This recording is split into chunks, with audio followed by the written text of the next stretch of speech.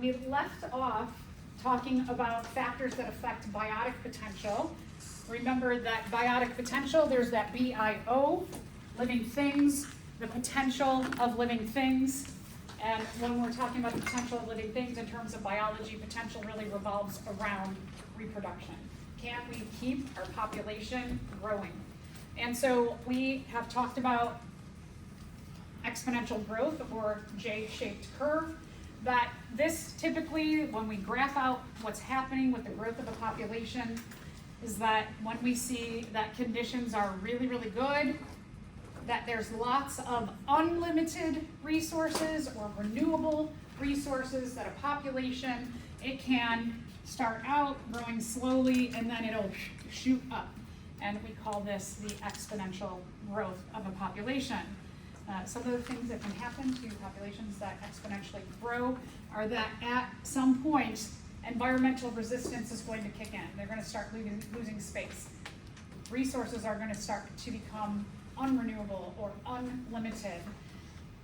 You're going to have competition for things like food, shelter. You're going to reproduce a lot more offspring. Maybe the offspring are annoying to the elders in your population. The elders start killing some of the offspring. Diseases can be more spread easily in a larger population. Predators, we'll talk about that in a little bit. Predators can see larger populations of their prey, the food that they're going to eat. So many things can start to happen when your population gets to be large at a certain number, depending on your population, depending on where you're at, depending on environmental conditions. And so biotic potential is often stopped or slowed down by environmental resistance. They're the two that are opposing each other in terms of the reality of what populations go through. When environmental resistance starts to kick in, a number of things can happen. Your population can bust or crash to a point where the population goes extinct. It might not be a global extinction, it could be a local extinction of that population. The other thing that can happen is that your population starts to crash and then they start to level off. And when we are talking about a leveling off, I made that pretty low, it is pretty low. We can often see that that leveling off, that over time, it equals about a zero population growth or a stabilization of the population. Now, this population, perhaps all of these different environmental resistance issues are really, really just like so many things happening at once, that they may level off at a lower level and stabilize at a lower level than normal. Regardless, that stabilization, we call that the carrying capacity. The carrying capacity is the maximum amount of individuals that the environment can sustain for that population for an indefinite amount of time. But let's say that the environmental resistance, things start to get uncomfortable. It's not like really, really awful, but just a little bit awful, that our population can start to level out up here, and maybe that's more their natural carrying capacity, and you have that stabilization of the carrying capacity at a much higher level. It just depends on what's going on with this environmental resistance and stopping it or slowing down or really just like punching it in the gut and knocking them out. So we're going to look at environmental resistance now. Environmental resistance falls into two categories. So the first one is density dependent. Density means amount. Independent means it's not related to the amount. That this kind of environmental resistance doesn't care how many individuals are in your population. It is going to have a really harsh effect whether you're a population of 30 or you're a population of 1 billion. So it doesn't matter.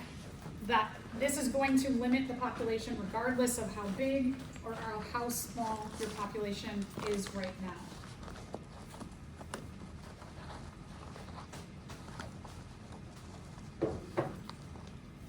This kind of environmental resistance is usually really impactful in a negative way. It's something really big. We'll get into more details about this in just a second. The other kind of environmental resistance is density dependent. If you're a smaller population, it might be harsher than if you're a larger population. So when your population increases, there's going to be a difference in what happens here, depending on if you're large or you're small.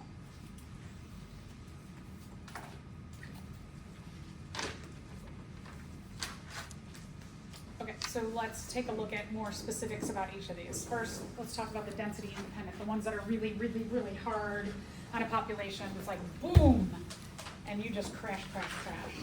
So the first one is weather events, especially now with climate change being accelerated by so many different human activities.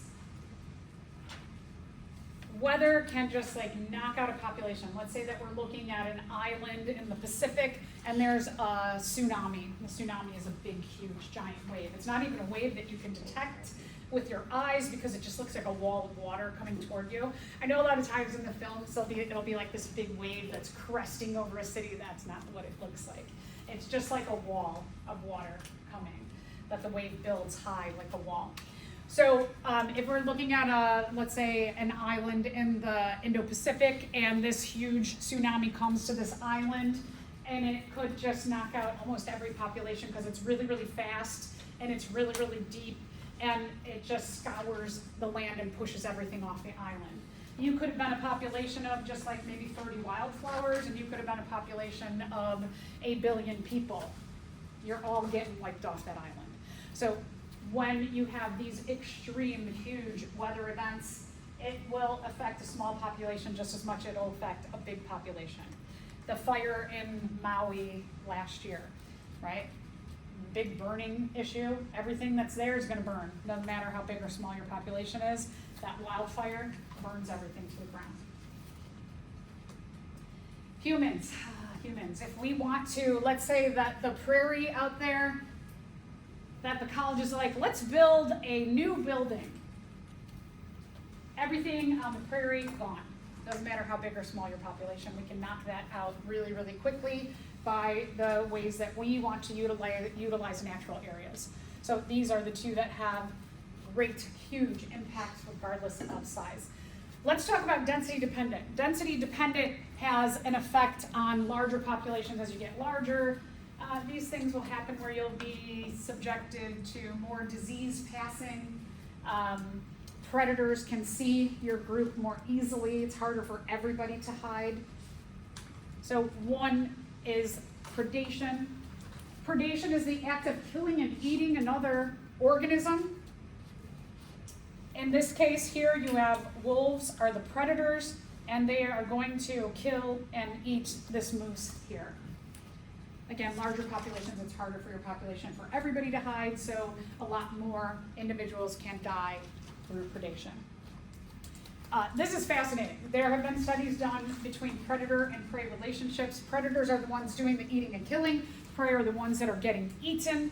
And they took a look. There is a study where a hare population, which is like a big bunny rabbit with thicker fur in a colder area than our area, and lynx, which are a big cat with thick fur. The lynx eat the hare. Lynx are the predators, hare are the prey. And somebody tracked them over time for 90 years. And what they found, and let's track the hare population, which is in blue on here. I know on your page it's black and white, so maybe you want to make note of which one is which. The hare population in the blue, what we see here, if we're looking about 1845, the hare population, it starts to increase in size. Here's the thing that's really interesting, is that what they found was between the two graphs, that if you took the red graph and you moved it over, let's say about 5 years, that they would almost be exactly the same. The blue and the red graph, you could move over the you could move over the predator graph onto the prey, just move it back 5 years, and they would be almost exactly the same. That what happens in the prey population, soon thereafter, we see population growth or decline be extremely similar a few years later. Let's talk about why. So the prey here, the hares, they start to increase in size. And now what might have been happening is that the predator population was low at about 1845, because we can see here that about 1845, their food source was low. But now, since the predators are low, the prey are like, woohoo, nobody's eating us, so we can reproduce and we can increase our population size. But as they start to increase in size, you see a few years later, predators have a lot more to eat. And so a few years after they have that population explosion here, so does the predator population. When the predator population starts to get really big, you can see that they start eating the hare, something happens weird here, and then the prey population, it starts to dip down at about the same time that the predator population is going up. Well, as the predators, a lot of predators are preying on little and more little food sources, you can see that the predator population goes down, that they're down here. When prey is low, predators are low. Prey population starts to increase really quick thereafter, the predator population starts to increase. When there's a ton of food, predators are high, but now there's competition for the predators, so their population starts to crash, because also their food population starts to crash. So you see that effect on what is happening with the growth of the prey. Soon thereafter, the predators will grow, but then competition makes them both go down, and then up, and then down. That one follows the other. Predator, prey have very important effects on one another. Here's another example. This is another study that was done between bean weevils, these little like buggy things, and wasps.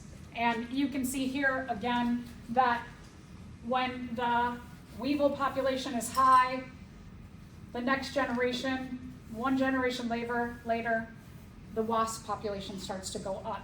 When your predators are high, your prey starts to go down, then your predators start to go down because there's not a lot of food. When the predators become low, prey starts to go up again, and you can see them following each other. Again, if we just took one of these graphs and we moved it up, they would be very closely mimicking the other. But that lag time, one grows, the other one starts to grow, competition, these start to die off, these start to die off. Grow, die off, die off. Another density dependent form of environmental resistance is parasitism. Oftentimes when populations are larger, diseases spread faster. If you live in a house, let's say you live in a house and you've got 5 siblings and you have 2 parents and an uncle and you all live together and one of you comes home with a cold, doesn't that cold tend to spread to everybody pretty quickly? Yeah, so there's a lot of people, right? If you live alone and your uncle gets a cold in that other house, does that affect you? Nope, right? So when you are a larger population, diseases can spread much faster. If you're alone, you can hide away from them. Oh, and then parasitism is, I should say what it is when one organism lives in or on another organism. It eats or feeds off of that organism. What they're eating or feeding off of, we call them the host organism. One of the things about parasites is that parasites want to kind of be sneaky and they want to go undetected for a really long time because they are feeding off the host and they want to keep the host alive, right? They want the host to live a long life so they can continue living a long life with that host. If you kill off your host, then you're like, oh man, I killed off my food source. Now I gotta go find another one. So parasites often will live for really, really long times before they are detected in an organism. Here's a popular one that we know about oftentimes when you see books that talk about parasites. The tapeworm is a good example. You definitely, when you eat, or if you eat meat, you want to cook your meat thoroughly so that you can cook any larva of tapeworms that might be in your food. For example, I think it was funny, one of the presidential candidates, maybe, I don't know if they're still in it or not, but RFK, he said that he had a parasite in his brain for a really long time. And so kind of just in the news in popular society. The other thing that can be very density dependent is competition. That as a form of environmental resistance, the larger your population is, the less available your resources are. Your resources become a lot more limited when you have a lot more people. Just like if I said to you all, oh, I forgot to tell you all, I only give 2 A's in this class and everybody else gets an F. Would that change the way you interacted with your classmates? You're competing for this limited resource. You might stand outside like the day of the exam, you might be like, oh, the exam's canceled. No class today. And you keep telling everyone exam's canceled, right? And then you come in, you take the exam, and I'm like, where is everybody today? And you're like, I don't know. And you know that everybody gets an F if they don't show up for an exam, right? So you're like, hee hee hee. So competition would get really bad. You might sabotage how experiments are done. You might like do something with someone, they leave their notebook out, you throw it away. It would be a way less pleasant experience if we had competition for grades, right? A limited resource. And that's the thing, when we have a large group, that competition, it can be really, really rough. And regardless of if we're all the same species, we're competing for all the same stuff. And that can be really, really rough if our population is really large. These scenarios like this, if competition, along with maybe like a hurricane, along with diseases, along with predators, if all of that's happening at once, it could cause us to die off. If competition is already high, and that's it, all we're dealing is competition, we might start to get uncomfortable and everyone be like, let's slow down on using our resources, let's slow down a little bit on reproducing, and let's level off here. If competition is really, really high, maybe you don't crash completely, but you level off at a lower carrying capacity. So competition can have an enormous effect, be a huge form of density-dependent environmental resistance to organisms. Oh. So remember again, we're talking about competition, we're talking about some kind of resource that everybody's fighting for. We will call that a limited resource, because not everybody can have it.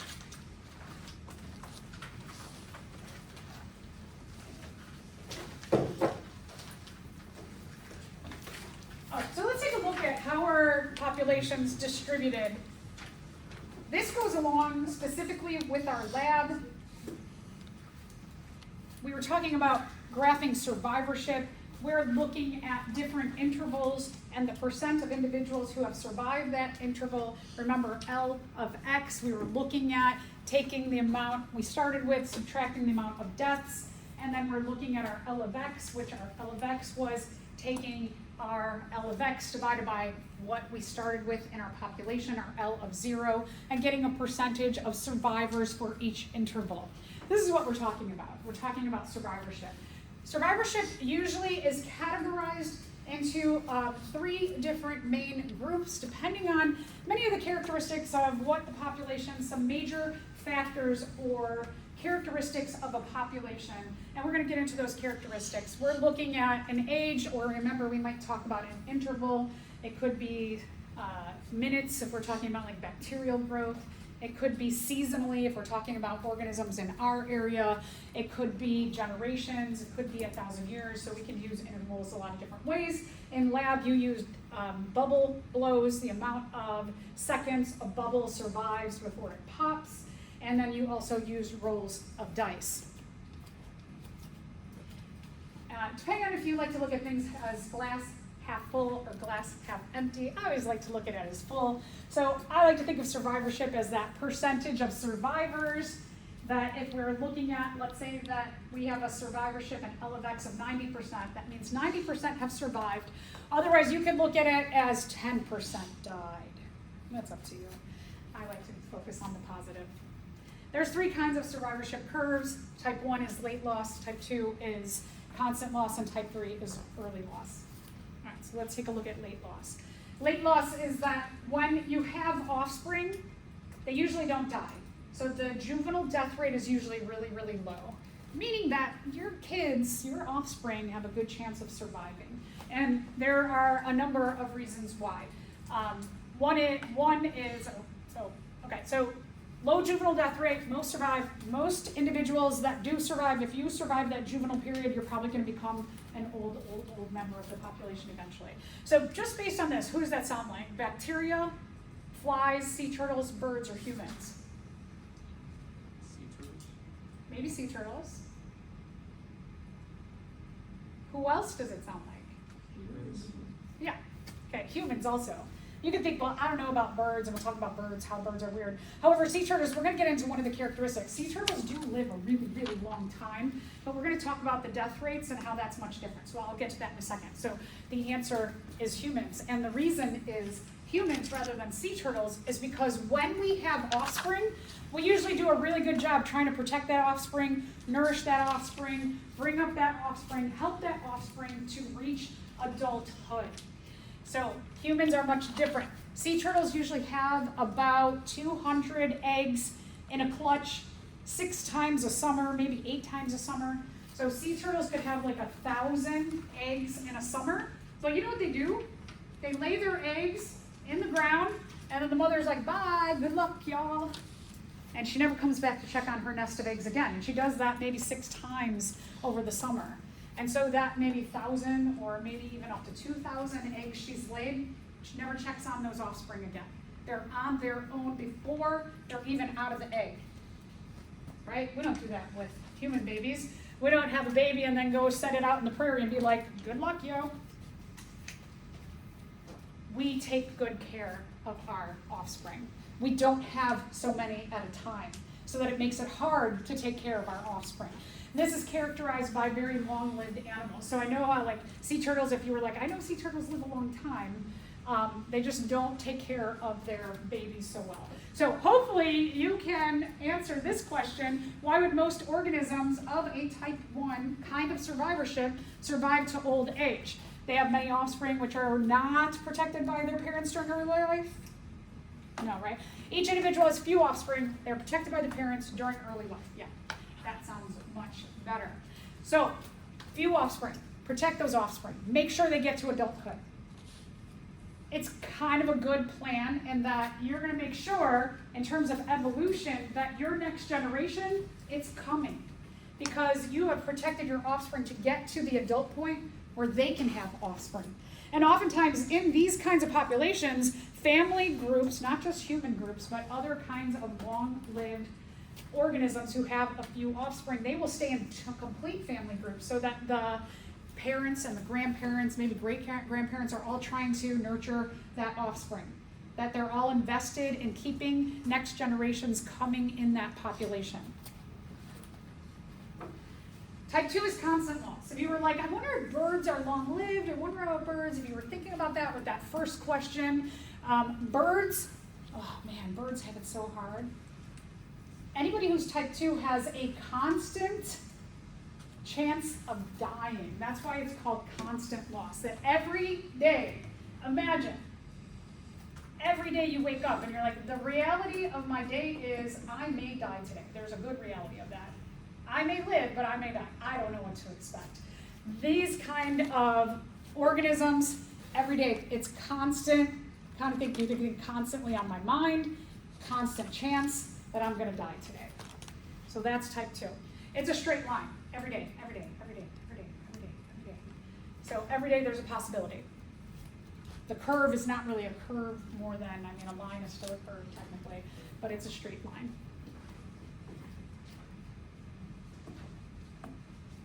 Okay, why birds? Birds do a lot of migration. Animals that do, or organisms that do migration, if you are flying from Canada all the way down, let's say you got to fly all the way down to Brazil, and you're following warm weather throughout the year to get there, and then back, every day you don't know what's going to wait you at the end of that day, right? When you go to have your rest, you're flying, flying, flying.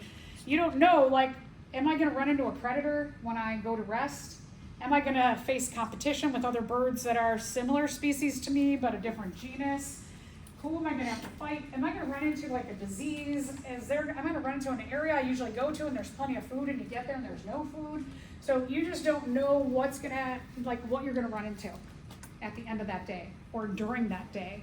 Right? Now also with climate change, as you're flying, there might be different air currents you're dealing with, water currents, hurricanes, fires. What if you're like flying and you're exhausted and there's a wildfire below you? You're like, oh my God, they just want to rest. And you don't have enough energy and you can't find food or water. So there's a lot that can happen. Any organisms that reproduce asexually also, they're reproducing quickly. Competition can get really high very quickly. Anybody, as I mentioned, migrators, those things where that environment can get out of control really, really fast. And then the third kind is the sea turtle. The sea turtle are what we would call early loss. That the death rate is usually really, really high initially. So all of those eggs, there's probably percentage of at least a third of those eggs are never going to actually even hatch. And then 2/3 of them that do hatch, they come out, they have to get to the ocean, they have to avoid predators between their nest in the sand and getting to the ocean.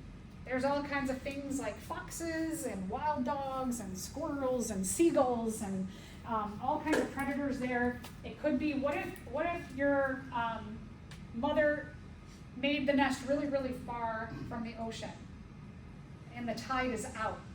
So you got a really far way to go and you get dehydrated or you get exhausted on the way to the ocean. Sea turtles usually go toward the brightest light on the horizon. They have an instinct to do that. Sea turtle nests usually hatch at night. They erupt at night, so they go toward the moon, the brightest light over the water. So they know, like, oh, there's a bright light, I'm gonna swim toward that. They just have this instinct. But what if you live in a city like you live near Miami, and Miami has bright lights over here from the hotels and from the city, and the moon's over here, and the lights from the city are brighter than the moon light. And you might go like, there's a light there, but these lights, and you might go into the city, which may sound fun, but for a sea turtle who needs to get to the water, that is not where they want to go. They can't go to the resort and check in. So there's a lot of issues just on land. Water, it's water. Guess what? There's a big barracuda who's just like, yum, yum. A lot of predators who are waiting in the water. And you're just born. You're just born. You got to figure out how to get food, where to hide, where do I go? The ocean's huge, right? Where am I going to go? What should I be doing?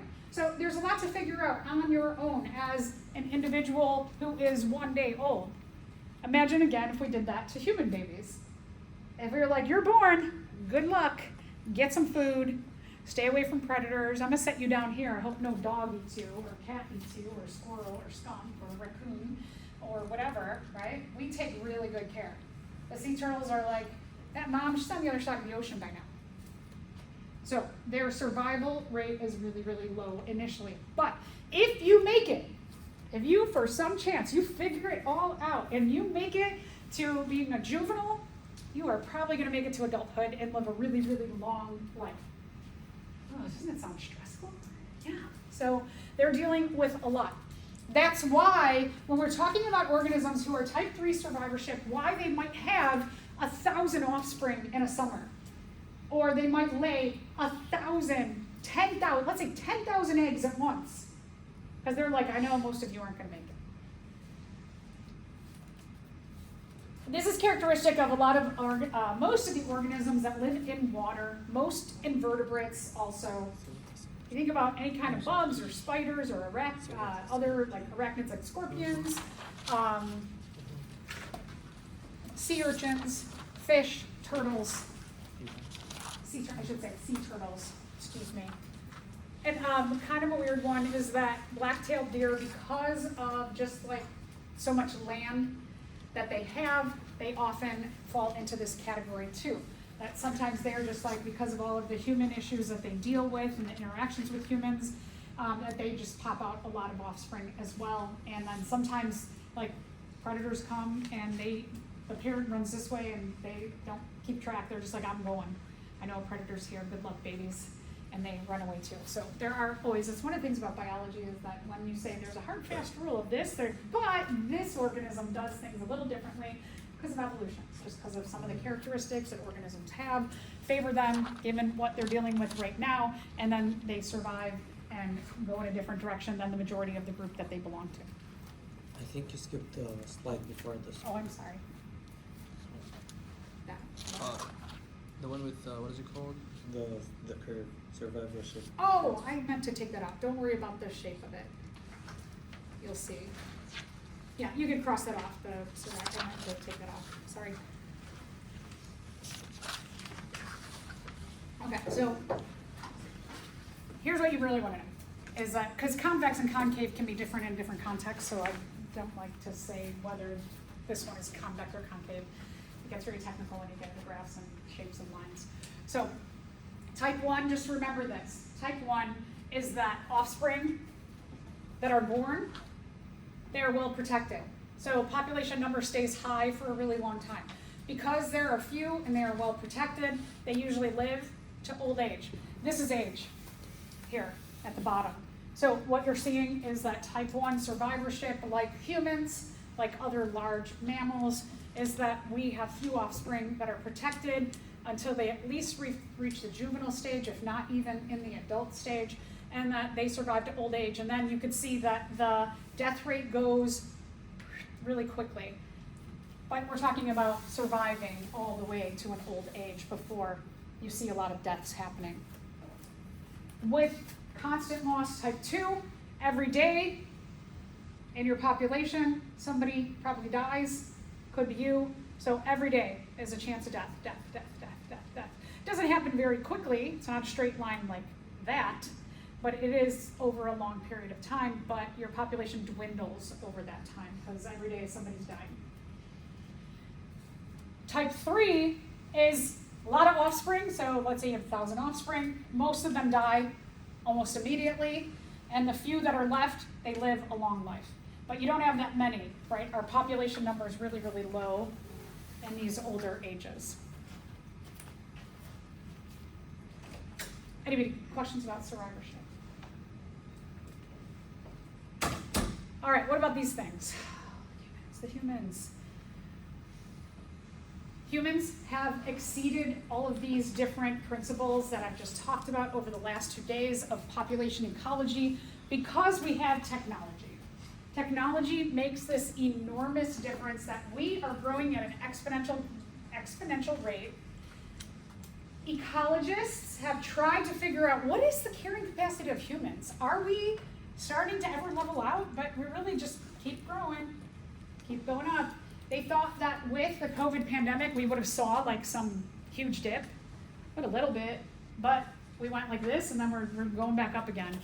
The human population is continuing to increase. So that didn't have as much as an impact as they initially predicted. So we are still seeing exponential growth, and why? Why? Because we can overcome competition. Space is one of the biggest factors that natural populations deal with as a form of environmental resistance. That we can deal with space issues by building up, by building onto water and living on water. We can do all kinds of things that natural populations can't do. So let's talk about the different kinds of technology that are really critical to how we have grown over time. Agriculture. We have machines. We're not just like individually. Imagine if you had to grow all of the food that you needed in your own yard. Everything you eat in a week. Let's think about all those different things. If you had to grow them in your yard, could you do that? No way, right? There is no way. How could, if you eat meat, especially, and let's say that within a week you eat some pig products, you eat some cow products, and you eat some chicken products, and you eat some turkey products. Can you grow all those animals in your yard and also feed them to get them to grow and also make all the fruits and vegetables and grains and nuts and oils and seeds and things that you also eat? No, we don't individually have enough space. So what do? We make huge fields and we use huge machines and we process it. And we put this processed stuff on trucks and planes and we get it all over the world. We have huge technology when it comes to agriculture.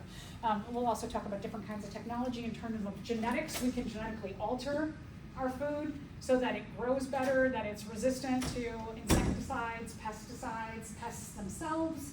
We have all kinds of, between biochemical, agricultural technology, all the way through machine technology. Industries. We can build buildings. We can build up. We can build out. We can put heating. We can put cooling. We can fly across the world. We can talk to people across the world to get ideas. We can share ideas to make all of this stuff better. And medicine. We have vaccines now. We have antibiotics. We have surgeries. We have creams and Band-Aids and so many things, right? You sprain your ankle, you get a brace. There's so many forms of medical technology as well. What we saw over time with the human population is that if we go back to about 12,000 years ago,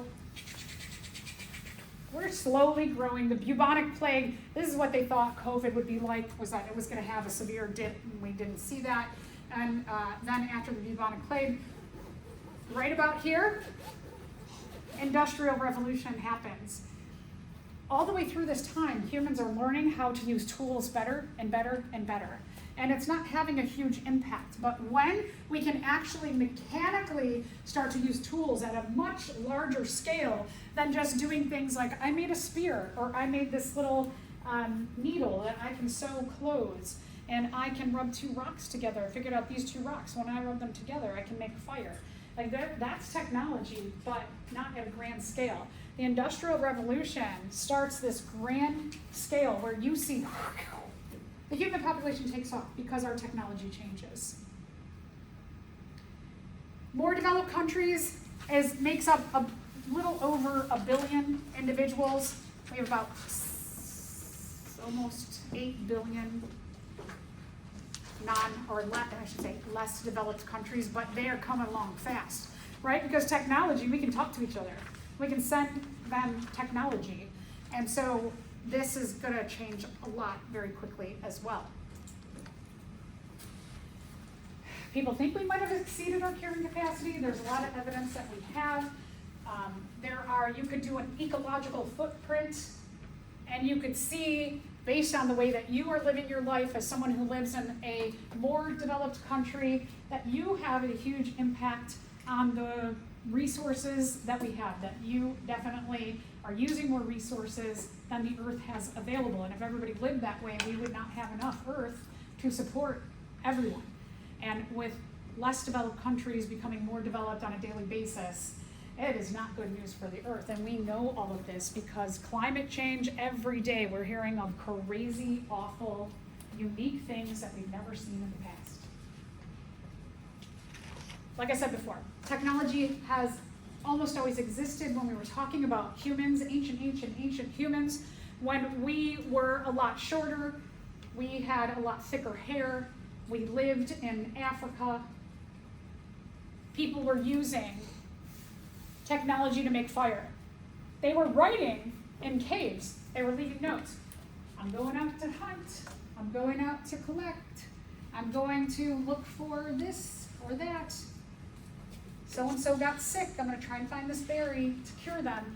There was a lot of technology that was very, very simple.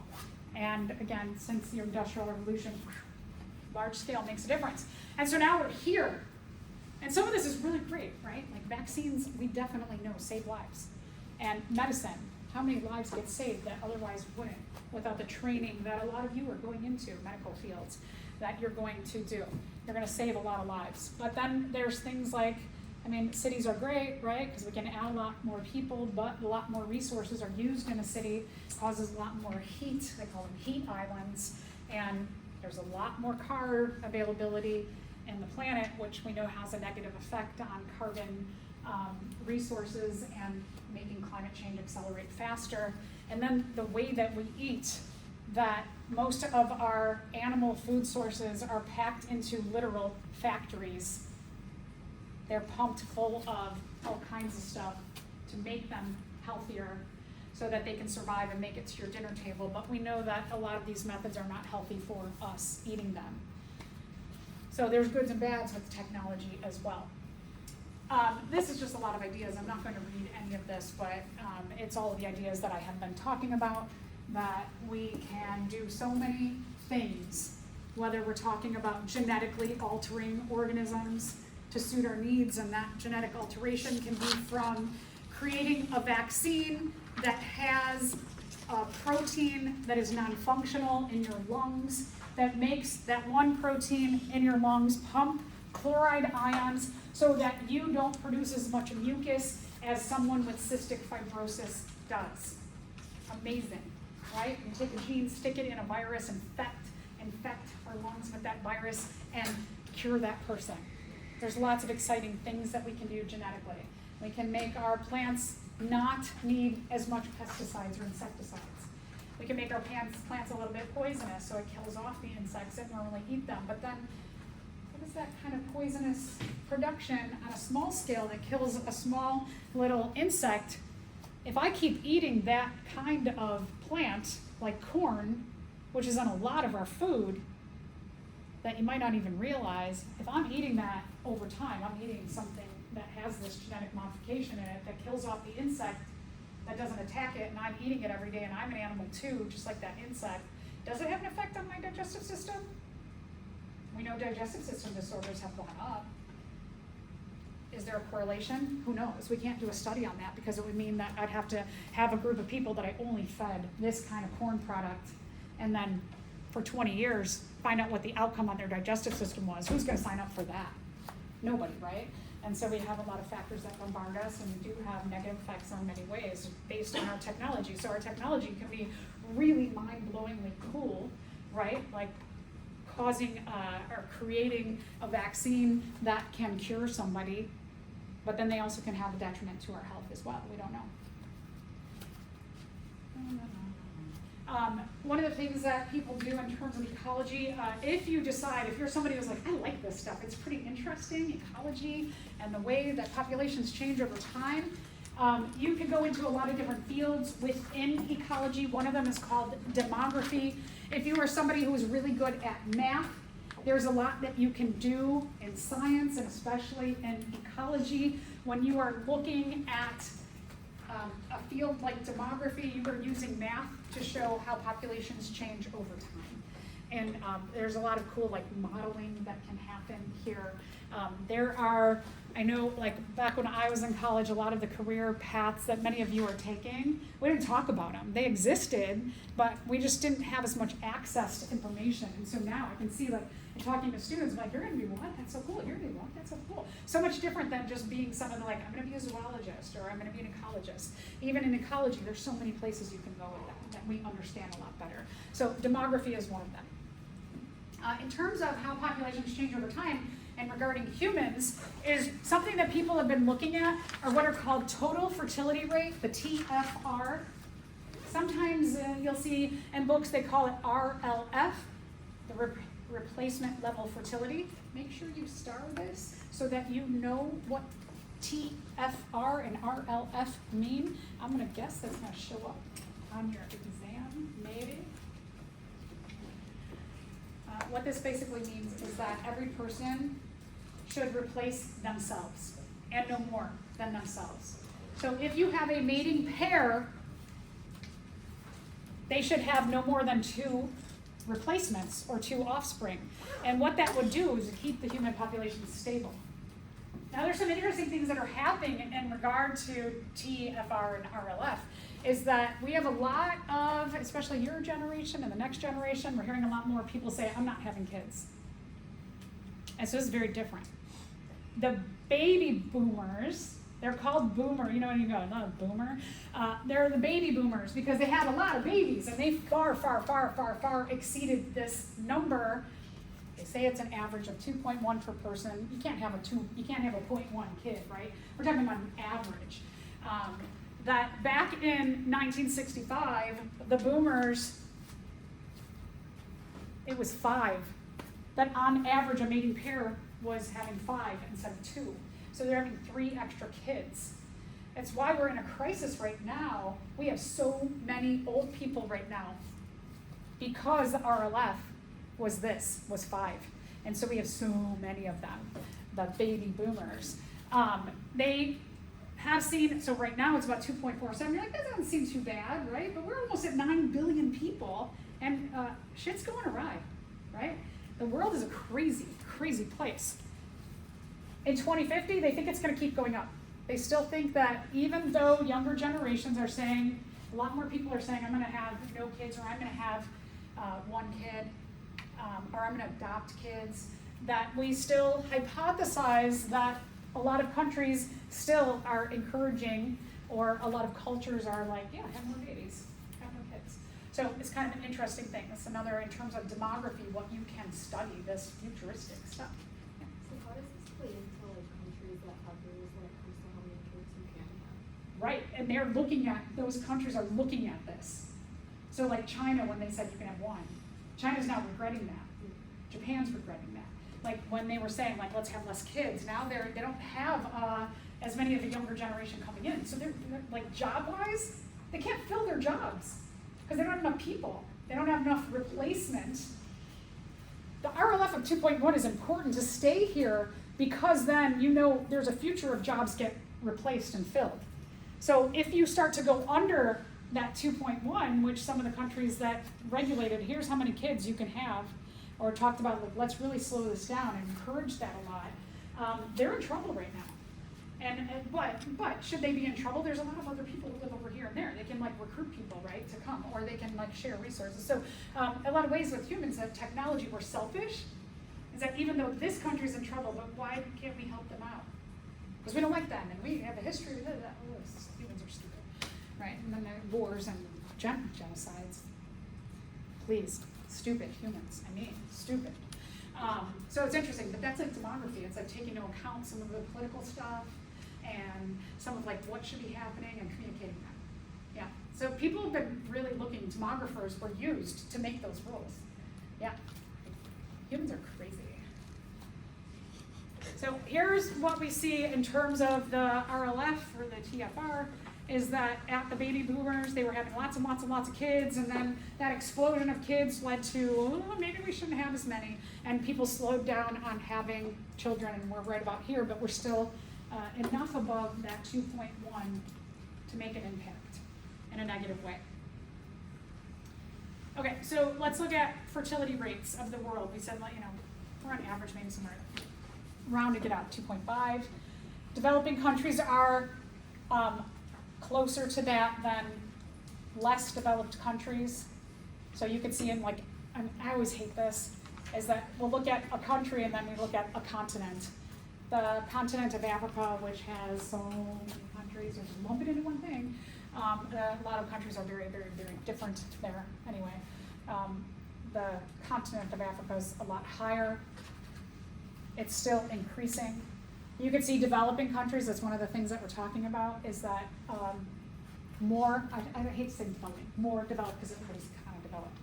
More developed countries, that's gonna increase, it's gonna decrease. That even though it's about 2.6 now, it's going down for the reasons that I talked about. Latin America, Caribbean, going down. Look at this. China, half. Europe's actually negative. They're going down. Way. North America, we're about half. So these numbers for many of them are decreasing. So the way that we're looking at these categories is, it's not just that the numbers are going down, but how many people do we have who are juveniles, they can't reproduce yet? How many do we have that are in the reproduction zone of their life? And how many elders do we have?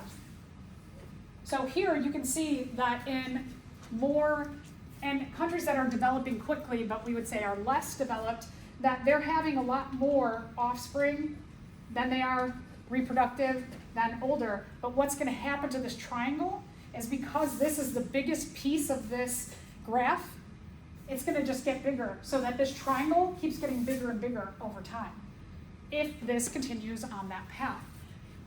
You have some countries who are totally stable. The United States right now is about stable, but we don't know how that's going to change. They think it's going to go negative, same with like a lot of European countries, is that you have right now about the same amount of before reproduction people, reproductive people, and elderly people, that it's all about the same. But a lot of the ones that are here are quickly moving here to shrinking, that you're having a lot less children, and the reproductive folks are not having as much children, and the elderly, and they think that this is just going to continue to get smaller and smaller and smaller. So kind of interesting, and those are what we call age structure graphs. So here again, the continent of Africa is one of those big pyramids. North America, so including Mexico, the United States, and Canada, is that we're about stable, but they really think it's going to be shrinking to more like Europe, where Europe's already starting. You're starting to see that crunch in here. Here's some other countries that you can see that individually they list out. Here they actually acknowledge the Middle East in textbooks. There's like one I could find that acknowledged the Middle East. And you can see like certain countries like Saudi Arabia and then also Nigeria and Kenya are looking like this. United States, Australia, Canada, kind of stable. These ones are at exactly 0, and these ones are negative growth, that they're already starting to hold back on reproduction. All right, and then this just gives you an idea of where we're going and different groups. Asia is our biggest impact. Asia includes especially China and India, who each make up 1 billion plus individuals in each country. They are very large.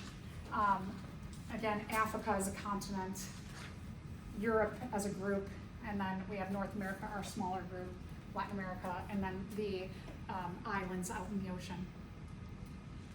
And this is what the United States looks like today. As of now, you can see that between the 19th, 20th, 21st century, we're going up still, but it'll be curious in the next 10 years to see if this starts to dip down or level off.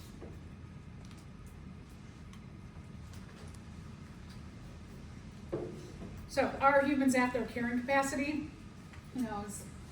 We don't know. Technology just like really messes up the ability to determine that.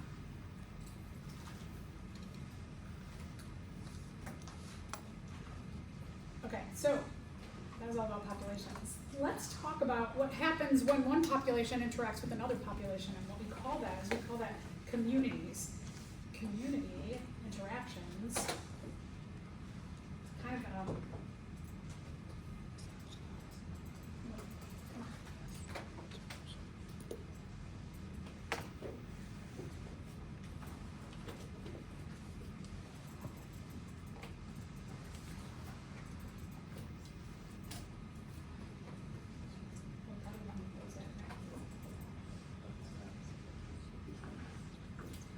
So one of the things I want you to think about is that in your life as a Homo sapien species, can you live without interacting with any other species?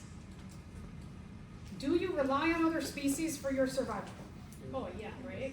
We totally do. If you just think about like right now, you're taking notes, you are relying on photosynthesizers for the oxygen that is in the air to breathe, because hopefully you ate something today or yesterday if you had a busy morning, and that you are in your body, that oxygen is going through your circulatory system out to your cells, and your mitochondria are using that oxygen to break down your food sources.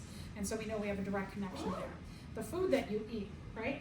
Food that you've eaten, not you, I mean I hope, that we eat other organisms. And so there's just some of the obvious ways that we rely on other organisms. And that's what we mean by community. A community are all the different populations and how they interact and rely on one another. You need other things to survive. Today, we're going to focus on the organisms you need. And then on Tuesday, we're going to talk about some of the abiotic factors or non-living factors that you need to survive. So today, living interactions. Next week, we'll talk about the non-living interactions that are also really important. All right, so nice balance in our ecosystem, that we know that here's that BIO. The living parts are our environment. We rely on other living parts or living things. We also rely on abiotic. Remember, A means without living things or without life. And those non-living things, we also rely on them. So this is today's lecture. And then we'll talk about why these are important next time. If you disrupt, sometimes even just one part, maybe one species, maybe one abiotic factor, you disrupt one little thing of all the things that you need, and it could be to your detriment. It can be really, really hard on your survival. And so depends on what kind of thing we're talking about. Humans have a huge impact on other organisms. One of the things that humans have done is humans, because we like things, the way we like things, oftentimes we like things to be really, really pretty.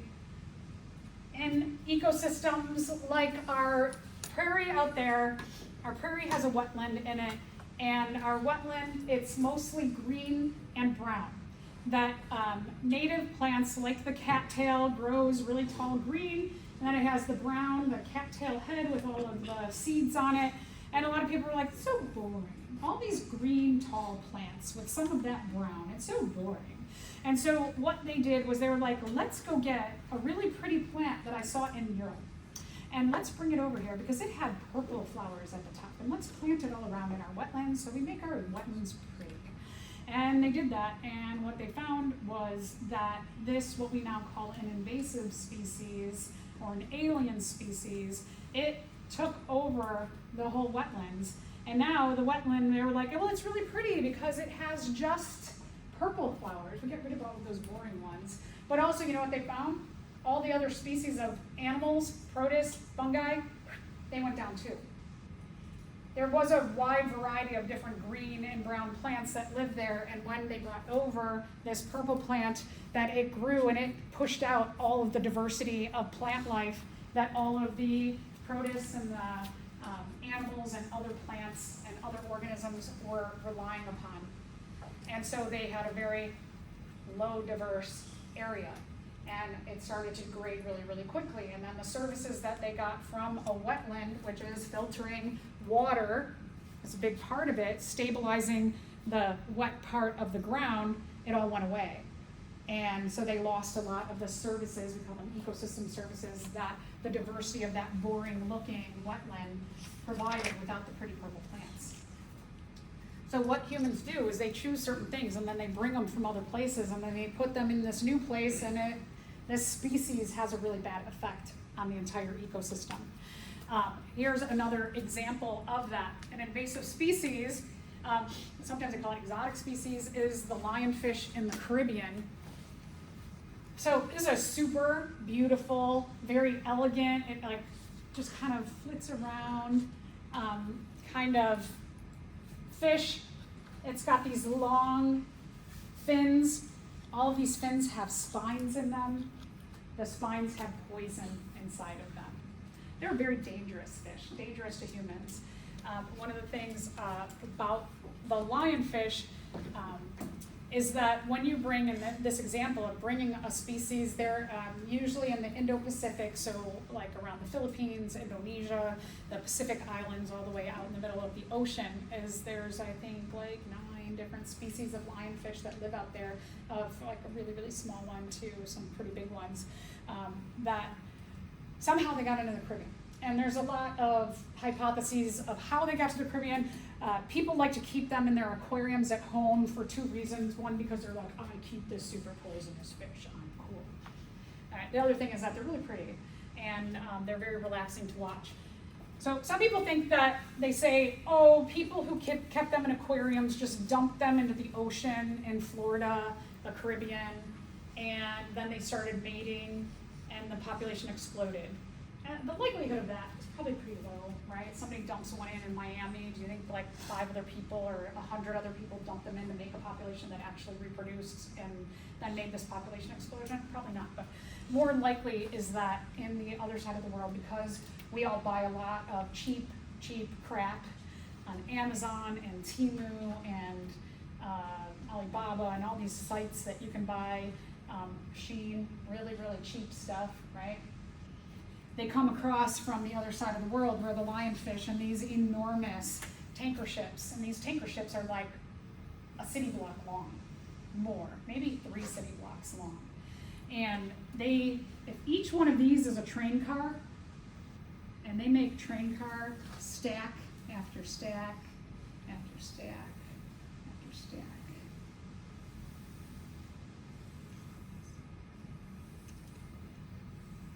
And then in the port, and remember these are each little box.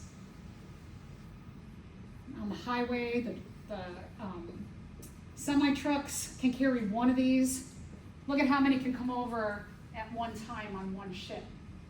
A lot. And you have big cranes at ports that are taking these and putting them onto semi-truck bodies, and then they're carrying them to UPS or FedEx or USPS, and then they're eventually making their way to your house, right? So these ships have very dangerous routes to go through. They've got to go from the other side of the world all the way to our side of the world. And they will experience different waters. So the salinity of water will change in different parts of different oceans. Also, let's say that some of those ships come through the Great Lakes and make their way to Chicago. They have to deal with the difference in being saltwater to no saltwater, and then we can get into that, but it's very different, and it could make these ships, if they don't regulate the kind of water and amount of water they have inside of them, and what we call the ballast, is that they could tip over. And so there's engineers that regulate these huge pumps that bring water inside or let some of that water go depending on the differences in salinity or salt and the different waters that they travel with. And so these pumps and these intakes are big, like huge. Do you think maybe as they're taking in water in the Indo-Pacific that they might suck some of these in? A whole population of them in? Whole populations of all kinds of things in? So they think that our little lionfish probably came over and ballast water from the other side, the Indo-Pacific to the Caribbean, and all these trips and all this crap that we're buying is bringing them in and in and in. In the Indo-Pacific, these are kept under control because there's sharks and groupers and eels that eat them. They know how to. I go to Belize every year, and I'll talk about that later in the semester with students. I do a marine biology class. We go to Belize, we snorkel, we learn all about this kind of stuff and so many amazing things. We live on an island for 10 days. I've seen triggerfish. They have long pointing mouths. I've seen 2 of them attack a lionfish, and the lionfish has these like fins like this, and their belly's exposed. If you can get right underneath their fins and start to grab them at their belly, and I saw them both coming, and like every few seconds when the lionfish flapped this way, and then the lionfish would go this way, and then the lionfish put its fins this way, and they started to eat it at its belly and attack it. So we are seeing some natural progression of predators actually starting to eat them. But when they first came, the sharks and the triggerfish and the eels and groupers, all the big fish that would eat them on the other side of the world, they didn't know what they were. And here's the thing about an exotic or invasive species is that if something comes and you're used to eating these, 80 things, and there's plenty of the normal 80 things you eat, are you suddenly going to start eating that weird thing that came along? Most likely no. Especially if when you tried, you're like, I don't know, I'll try that, right? And it stung you and you were like, now I can't feel my fin for a week. I'm definitely not trying that again, right? So eventually we are seeing now a progression where they are starting to have predators, but what makes their population explode, just like the pretty purple plant that I talked about before, that these invasive exotic species come in the natural population that's there, the community that's there, they're like ignoring it. And they just reproduce and grow because they have no predators. And we did talk about predators before as being a very important part of keeping a population in control. So that's the lionfish. Purple loosestrife, that's the pretty purple plant that I was talking about. You probably have seen this, and if you haven't noticed it, you will notice it today. Look at the green areas along Lagrange Road, or if you're, even I know there's some, I come in on 107.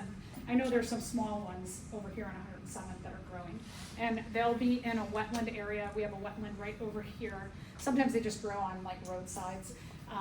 They're tall and green, and then they have these like whorls of purple flowers on the top. They're really pretty, but when they were first brought here, they didn't have any predators. Usually a beetle eats them. So here's what was interesting. Before I worked here, right out of graduate school, I did a research study about this, and somebody from the U of I was studying that if we bring over the beetle from Europe that is their natural predator, and we start releasing all of these beetles, because there was a lot more purple loosestrife then than there is now. And so this worked to an extent, but then I'm like, wait. So we're gonna take care of this that we brought over. Now we're gonna bring over another thing that's not naturally here? Who's gonna eat the beetles when the beetles grow out of control? Remember the graph that as the prey goes up, the predators go up? So they start eating this stuff and it goes down. I mean, is it gonna go down to a point where the beetles die off, or are the beetles just gonna find some other food, like, oh, I like cattails too, and eat all of our natural plants? And he was like, well, we're not gonna look at that now. We're gonna just focus on, can we get rid of the purple loosestrife? And I was like, well, that seems very irresponsible as an ecologist who teaches at a world-class institution to bring over something that you could have grow out of control too. And we're gonna ecologically, and he was just like, I was like, interesting. This is what it used to look like in many areas around the southwestern part of the Chicagoland area. And so, as I mentioned, when we're talking about these invasive species, they lack natural predators. You don't have predators, you just grow and grow and reproduce and reproduce and grow and reproduce.